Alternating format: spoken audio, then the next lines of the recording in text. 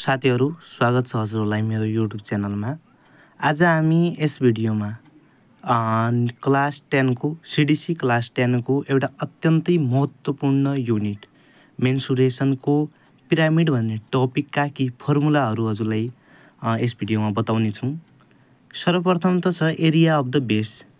जुन यो area of the base भन्ने फर्मुला छ यसमा a स्क्वायर हुन्छ। a भनेको आधारको लम्बाई र l * b हुन्छ नि जस्तै त्यसैले यहाँ a स्क्वायर किनकि यो हाम्रो कस्तो पिरामिड हो भन्दा जसको आधार वर्गाकार छ। कस्तो छ वर्गाकार छ। वर्गाकार आधार भएको पिरामिडको आधारको क्षेत्रफल निकाल्ने सूत्र के हो भन्दा area of the base is a square. त्यस्तै area of curved surface of pyramid त्यसमा 2al जसमा a भनेको लेन्थ अफ द बेस त्यस्तै l भनेको slant height of the pyramid. यसरी 2al भन्ने फर्मुला हुन्छ। त्यस्तै तेस्रो फर्मुलामा के छ भन्दा area of total surface area of the pyramid जसमा बेस र कर्व्ड सर्फेसको एरियालाई जोडिन्छ a स्क्वायर + 2al सिम्पल छ।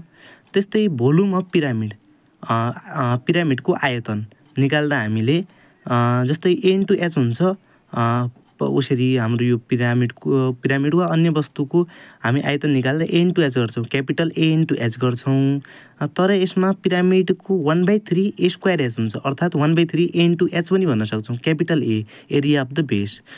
जसमा मैले के नोटिफिकेसन पनि राखेको छु where a = length of the base l slant height of the pyramid त्यस्तै h भनेको हाइट अफ पिरामिड।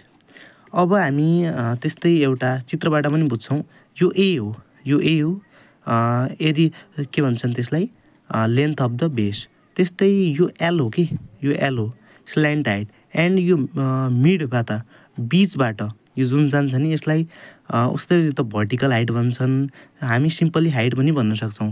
यसरी यस भिडियोमा हामीले पिरामिडका केही फर्मुलाहरु लेखे र अर्को भिडियोमा अन्य कुनै टपिकका हामी फर्मुला लेख्ने छौं र यस्तै मोटिभेसनल र एजुकेसनल भिडियोको लागि हाम्रो YouTube च्यानललाई सब्स्क्राइब गर्न नबिर्सिनु होला। हस्त धन्यवाद।